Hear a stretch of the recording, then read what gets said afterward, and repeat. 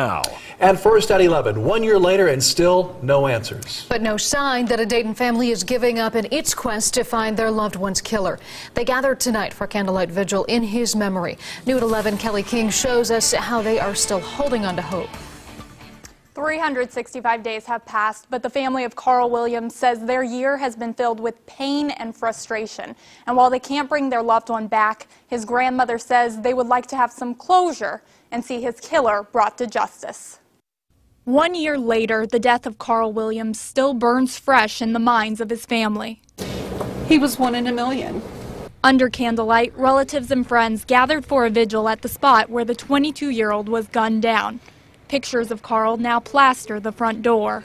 The love and the support from the schools, from the neighborhood, from everybody who knew Carl. It's just been unbelievable. On January 27, 2014, a neighbor found Carl with a bullet wound to his head on the steps of his mother's Brightwood Avenue home. Carl died from his gunshot wound at the hospital, but ever since his death, his family has been searching for answers. He was my first grandson.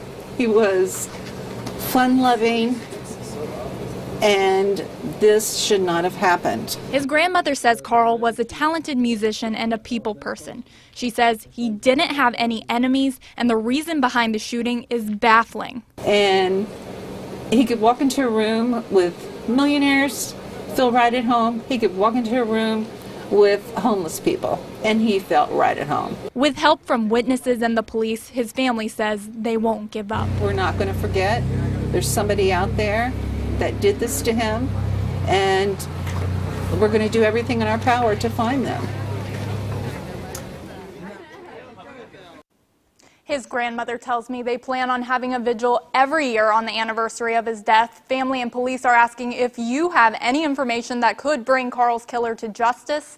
Call Crime Stoppers, that number 222-7867. Kelly King, 2 News, working for you.